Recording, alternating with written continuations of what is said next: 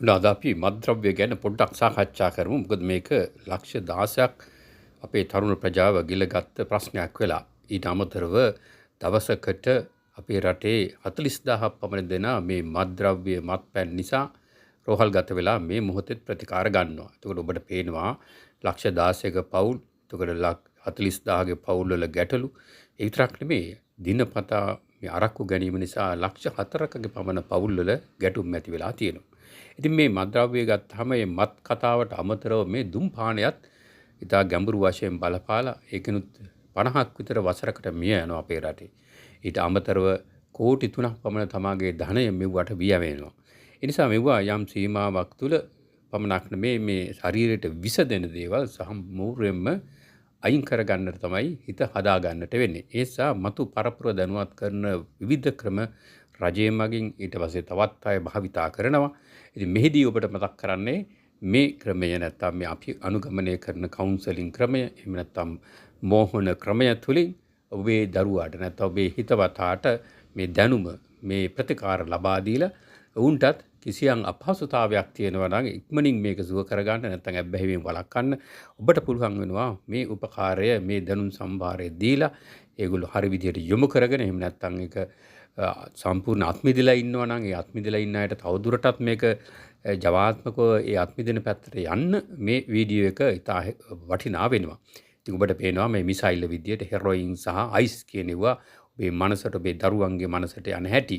ඉතින් මේ හෙරොයින් සම්බන්ධව ගත්තොත් අපි දන්නවා ඒක මූලික වශයෙන්ම අපේ එන්ඩෝෆින් එක වලින් අඩු කරන එකක්. ඊට අමතරව අයිස් කියන එක මූලික වශයෙන් ඩෝපමින් අධික ප්‍රමාණයක් වැඩි කරනවා. ඒ ඩෝපමින් අධික ප්‍රමාණය වැඩි වුණාම ඕන දෙයක් අපි දන්නවා ඉලෙක්ට්‍රික් charge එකක් වැඩි වුණාම ගෙදර ආලෝකය වගේම ඒවා වැඩි වෙච්ච ගමන් මොකද වෙන්නේ විදුලි උපකරණ විනාශ වෙනවා. ඒ වගේ මේ ඩෝපමින් මේ අයිස් නිසා වැඩි වෙච්ච ගමන් වටපිටාවේ තියෙන බොහෝ ඩෝපමින් සම්බන්ධ ස්නායු පරිපත වෙනසෙනවා විනාශ වෙනවා. ඊට පස්සේ ඒවා යථා තත්ත්වයට ගන්න සෑහෙන කාලයක් යනවා. සමහරුන්ට සාකාලිකව ඒකෙන් බේරෙන්නට බැරි වෙනවා. ඒ නිසා තමයි ඔබ මේ අයිස් සහ හෙරොයින් එහෙම නැත්නම් මත් ද්‍රව්‍ය හෝ මත් බීම දුම් යදීම මේ වගේ කිසියම් දෙයක් ලැබෙනවා කියලා කියන්නේ ඔබේ මොළයට නැත්නම් ස්නායු පද්ධතියට ඔබේ දරුවගේ ස්නායු පද්ධතියට පහර දෙනවා කියන එක නැත්නම් ඒවා අපි දන්නවා දැන් මේ දවස්වල මිසයිල් වලින් පහර දෙනවා. දීලා මොකද වෙරන්නේ මිනිස්සු ඝාතනය වෙනවා. ඉතින් අපේ රටෙත් ඒ වගේ මිසයිල් ප්‍රහාර වැදිලා තියෙනවා දන්නේ නැහැ. සමහර හිතනවා අපිට නම් මිසයිල් නැහැ කියලා. නමුත් ලක්ෂ 16කට මේ මත්ද්‍රව්‍ය මිසයිල් වැදිලා ඊට පස්සේ මත් පැන් බොන එකේ ලක්ෂ 4ක පවුල් වලට වැදිලා ඒ ගවල් වල කරදරයි ආබාධ වෙලා ප්‍රශ්න ඇති වෙලා තියෙනවා. ඉතින් දැන් ඔබට පේනවා මේ රූපරාමයේ හෙරොයින් වලින් සිද්ධවන්නේ මොකද්ද? අර අපේ තියෙන එන්ඩෝෆින් එන්කපලින් ටික ස්වභාවිකව නිපද වෙන එක අඩු වෙනවා. ඊට පස්සේ අපිට එව්ව නැතුව, ඒ කියන්නේ හෙරොයින් වගේ දෙයක් එයාට නැතුව වේදනාව ගොඩ දැනෙන්න පටන් ගන්නවා. වේදනාව වැඩි වෙලා කෑ ගහනවා, දනවා, පිච්චෙනවා, මාව බේර ගන්න කියනවා. ඒක සල්ලි දෙන්න නැත්නම් කෑ ගහනවා, අනතුරු කරනවා, විශාල හානියක් කරනවා. මොකද අර ඇඟ පිච්චෙන නිසා.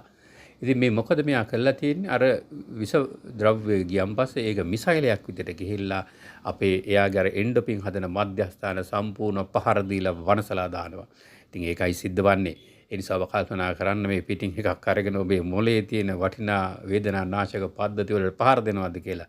ඉතින් ඒක ඔන්න ඔබ තේරුම් ගන්නට ඕනේ නැවත වතාවක්.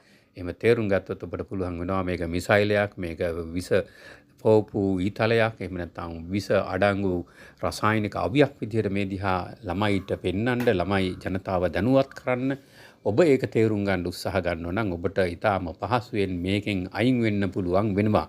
මොකද මොලේ කැමැත්ත දක්වන්නේ නැතුව අකමැත්ත දක්වන වෛරය දනවන මේ වගේ දේවල් වලට නොකමැත්ත අප්‍රියාව දනවන ආකාරයේ මනෝභාවයන් තමයි ඔබේ මනස තුළ නියුරෝප්ලාස්ටිසිටි වෙන්නට ඕනේ.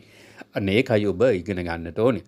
ඔන්න ඉතින් ওই කතාවත් එක්ක ඔබ දැනගන්නට ඕනේ මේ තරම් වටිනා දැනුම් සම්භාරයක් කෙටි වුණාට මේ තුලින් ඔබට ලැබෙන ප්‍රතිඵලය ඊටාම වටිනා වෙනවා. මොකද ඔබේ ජීවිතේ පවා මේකෙන් ආරක්ෂා වෙනවා.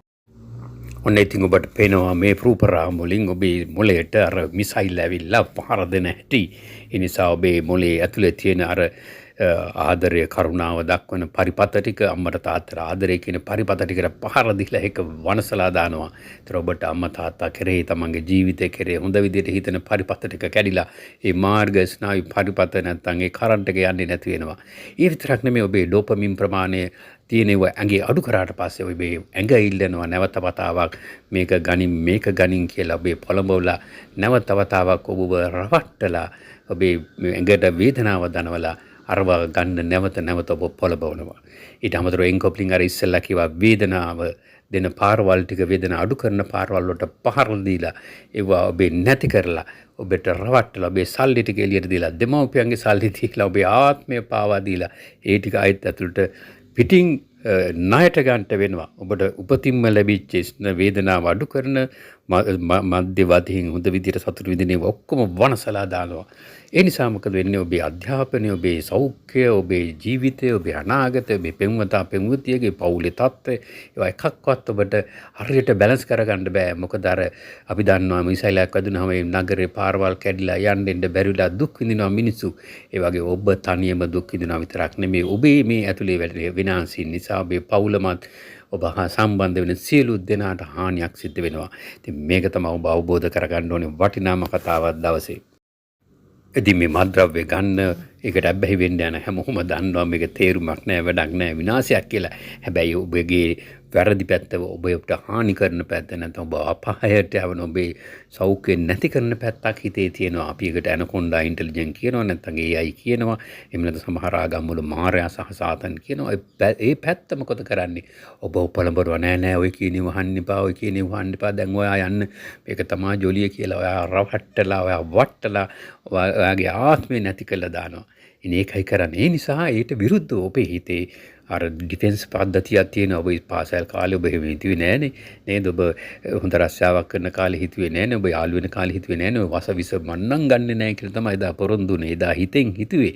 ඒ පැත්ත තමයි ඔබේ හොඳ පැත්ත. ඔබේ දේව පැත්ත. එහෙම නැත්නම් ඔබේ ආරක්ෂක පද්ධතිය. ඔබේ හමුදා බලෑනිය හිතේ. එතකොට මෙන්න මේ පද්ධතිය ඔබ මොකද කරන්න ඕනේ? ඒක ශක්තිමත් කරන්න ඕනේ, බල ගන්න ඕනේ, බලාත්මක කරන්නට ඕනේ. ඒ පැත්ත මොකද කරන්න ඕනේ? ඔබ ප්‍රතිකාර ගන්න ඕනේ. ඔය පැත්තට යන හිත නතර කරන්න ඕනේ. අන්න ඒ වගේ ඒ පැත්තේ පොළඹවීම් වලට හිත නතු වෙන්නේ නැතුව ආරක්ෂාකාරී වෙන්න තරම් ඔබ ශක්තිමත් වෙන්න ඕනේ. අන්න එහෙම කරොත් ඔබට දිනුම් ලැබෙනවා. ඒ විතරක් නෙමේ ඒ කාලයක් සතියක් දෙකක් යනකොට නැවත වතාවක් ඔබට ආදරය කරන මේ ශරීරය ඔබට වැඩියෙන් ලෝකේ කවුද ආදරය කරන්න කියලා හිතුවොත් හිතයි යන මද්ද්‍රව්‍ය තමයි හොඳම කියලා. නමුත් ඔබට සෞඛ්‍ය සම්පන්න මේ හදවත පවා හැම වෙලාවෙම ස්පන්දනය කළා දවසට ලක්ෂ වාරයක් ඔබ රැකගන්නේ කවුද? ඔබ රැකගන්න වෙන කවුරුත් නෙමේ, වෙන මිත්‍රයෝ නෙමේ, වෙන මව්පියෝ ඥාතීන් නෙමේ ඔබේ ශරීරය. එහෙනම් මේ ශරීරය හදවත ස්පන්දනය කරන ලක්ෂ වාරයක් හුස්ම ඇදලා දෙනවා 17000ක්. මොලේ එක විනාඩියක් වට රැකියා කරන්න සිහියෙන් ඉඳ ට්‍රිලියන ගාණක් සෛල අහට මෙහාට විදුලිය කරන්ට් එක හදලා ඔබ කොන්ෂස් එකේ සිහිය තියාගන්නවා. ඉතින් ඒ වගේ වටිනා ආදරයක් දෙන කෙනෙක් ලෝකේ නැත්තම් ඇයි ඔයා එයාට කරදර කරන්නේ? එහෙනම් ඔබේ ශරීරයට ආදරය කරන්න, ඔබේ ආත්මයට ආදරය කරන්න, ඔබ ගෞරව කරන්න. එනේ ගෞරවය නිසා මොකද වෙන්නේ? ඔබ ගෞරව කරන ඔබේ අම්මා තාත්තට විස දේවල් ඔලුවට දාන්නේ, යාගේ ස්නායු පුපුරවන්න හදන්නේ, විසක් දාලා අම්මා තාත්තගේ ස්නායු කරන්ට් එක නැති කරලා මොලේ අවුල් කරන්න හදන්නේ නැහැ නේ. අම්මට ආදරේ, දරුවට ආදරේ, බිරිඳට ආදරේ. හැබැයි ඔබට මේ කාටත් වඩා ආදරය කරන මේ ශරීරයට ඔබ ආදරය කරන්නේ නැහැ. මොළයට ආදරය කරන්නේ නැහැ. හදවතට ආදරය කරන්නේ නැහැ. ඒක ඔබ තේරුම් ගන්න. ඒක දන්නේ නැතිකම නෙමෙයි. ඔබ දැනගත්තා නම් ඔබ මේක කරන්නේ නැහැ. හින්දා අවබෝධය වැඩි කරන්න.